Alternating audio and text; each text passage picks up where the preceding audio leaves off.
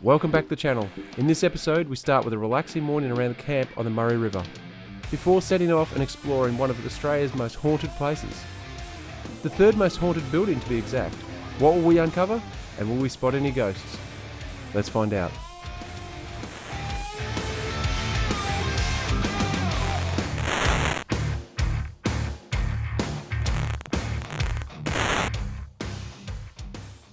As always, thanks to our supporting partners and subscribers for joining us on our filthy off-road adventures.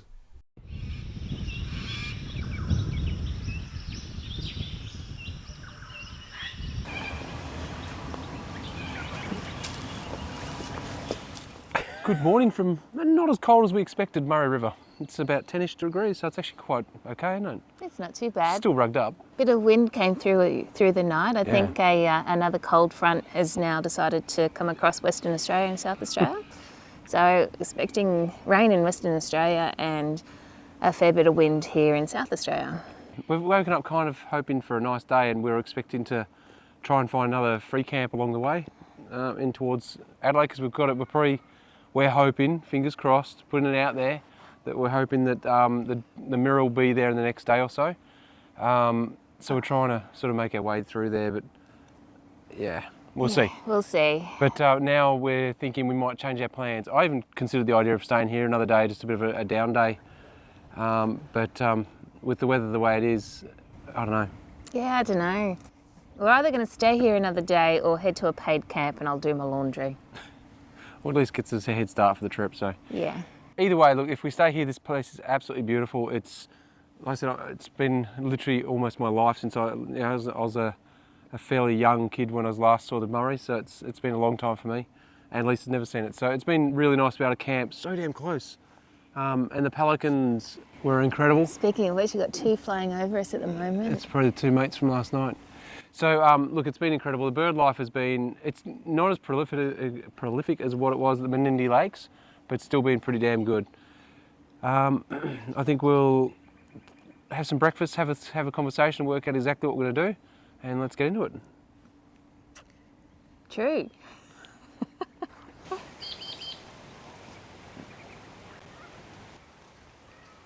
So just coming down and check out one of the other campsites. I thought this cool idea. I'm not sure if it's great for the tree, but someone's actually created a little table. I don't know whether just a little table. Unfortunately, they have had to cut into the tree to do it, which is probably not the ideal thing. But someone's put a bit of effort into it. I'd say there's a lot of people who come here quite regularly. I'd say it's fairly popular with the locals, that's for sure. This one's not too bad. It's actually got a proper little beach, like a little sandy beach. We didn't actually see this. We should have actually got out of the car and come for a further walk down. So it's actually a nice little beach.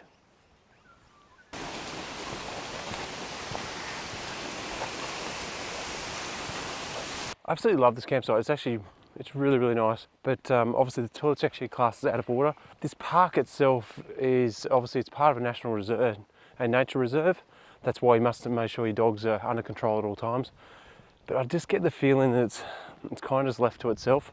The toilets look like they've been out of order for quite a long time. So if you definitely need to have a toilet when you come here, make sure you don't have your grey water go into the Murray, etc. as well. So make sure you consider all of those things. Ideally take it with you.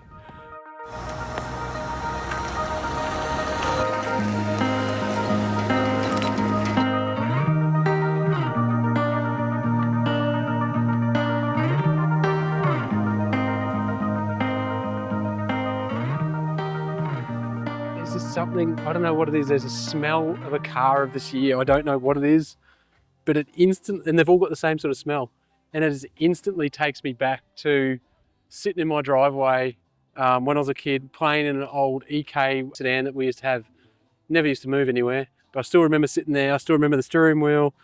I don't know, it's just amazing how smells can bring you back like that, and that smell and all of this sort of car just always brings me back.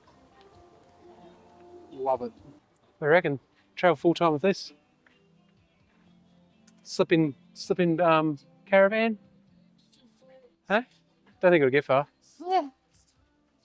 It actually looks like What's the GVM on it? It does actually look like it's driven. It's actually usable. It's got a new battery in it, so it's obviously It's not just static. It's got a ridge. Yeah.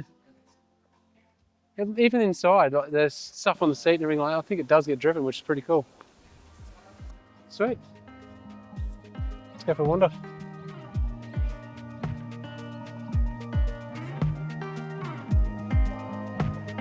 It's nicely done, eh? It is.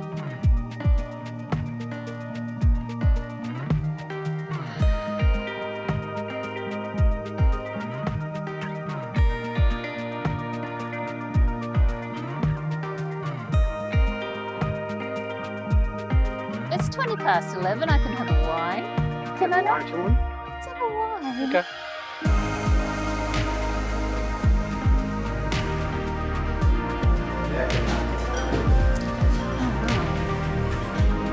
Oh, gorgeous. Around it. Oh, wow. Oh, serious? You draw a line where the roof of the pub is on the wall. That's where the 56 marker is. Wow. And then 74 was, they built the levee back then in 74, right around the pub. That was only about a metre up. And then the last one we had was to the very top of the bridge, so about here. Wow. But it didn't come over. But it's the top of the levee bank's just over my head. Yeah. And it was, sitting right on the bridge for about 3 months. So. Wow. Oh, look at the old register. Oh, my Lord, that is amazing. How gorgeous is that? Gosh. Imagine the history of sales coming I through know. this, hey? You know what they used to use this for, hey? To tap the coin, to see if it was a counterfeit coin or not. Oh, wow. And look, the old party line. So my mum was a telephonist for telecom. So I'll definitely have to show her that. Okay, Telstra now. Yeah. Yeah, no, definitely. It was telecom. Telecom for us oldies. Wow. So that's what she would have worked on. So that was actually from, this phone actually came from Muturoo Station, South Australia. There's another wall phone. Look at the sewing machine. Oh, wow. Hand sewing machine.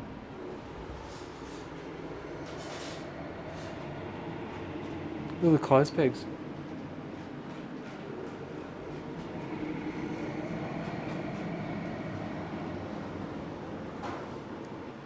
Oh, wow. So all of it's all rail spikes? Did you see the ancestor of the zip boil? No. There's an ancestor of the zip boil this way. Yeah. That is actually exactly what your grandmother... This is exactly what we've got. Yeah. Wow. It's the ancestor of the zip boil. Oh, Caro. Yes.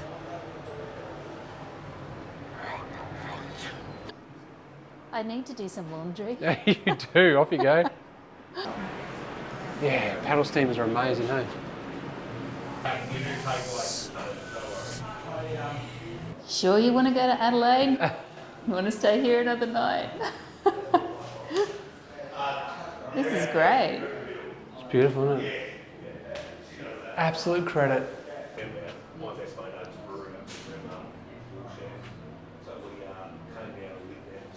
Exercise makes you look better naked.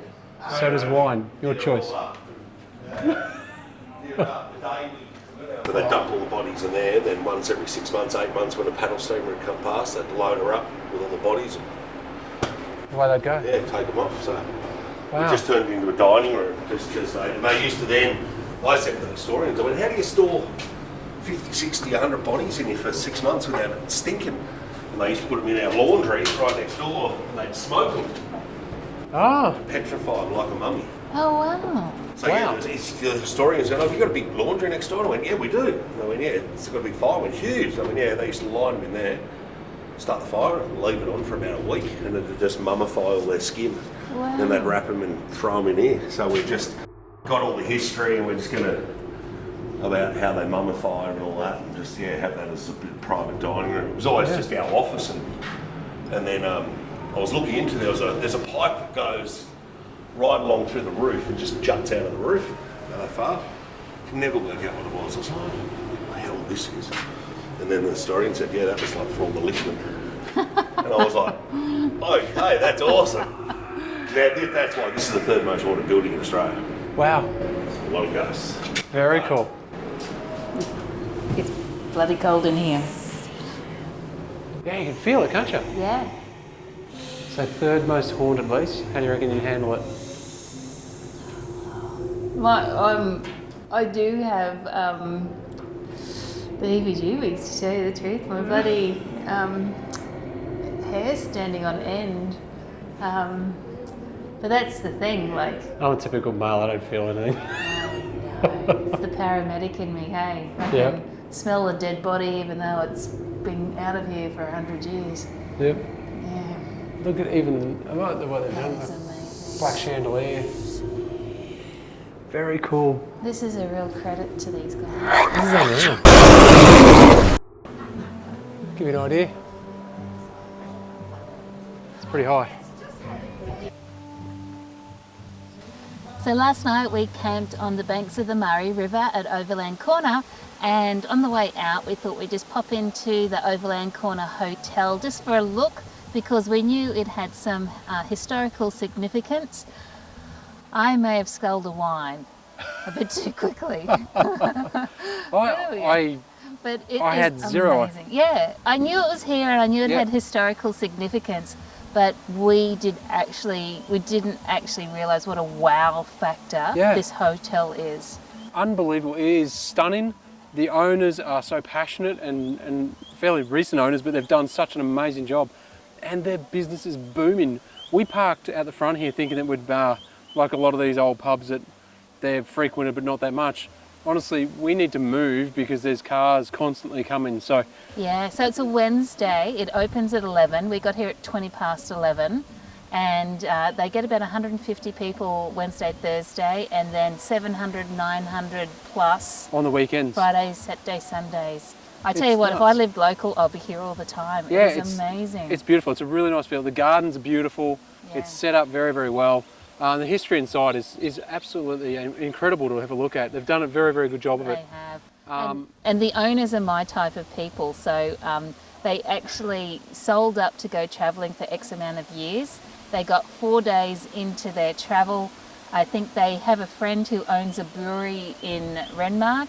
They sort of hit it a little bit one night. Somehow bought this place online. Didn't realise they bought it till someone contacted them yesterday about coming in to sign something. I think the story went. The next day, yeah. Yeah, and lo and behold, they bought this. I tell you what a story. Yeah, it's a pretty cool story. And they've done such a good job that they've had to shut Mondays and Tuesdays just to get a rest because they're that busy. Whereas before they were basically 7 days a week, and initially obviously it's not that busy, so you're not always busy, if that makes sense. So, you know, you can actually have some downtime. But now they're just flat out all the time, so they had to shut 2 days a week just so they could actually get some respite. Yeah. I hope this wind's not too bad. We do have our mics on this time, but... all right, so look, we've made the call to... head to the big spoke of Adelaide. Yeah. Look, we just don't know what's happening. We may end up being in Adelaide for 4 days, but we figured let's just do something different. We don't go to cities normally. And honestly, once we're travelling full time, we're going to do everything we can to avoid the capital cities. So let's just make it, we'll see what we can capture in Adelaide and see what sort of cool things we can find in there. And hopefully we can still salvage a portion of the trip anyway. So we're still going to get we're going to the dirt as soon as we can. We've just got to get this car sorted out. So let's jump in the car and head to Adelaide.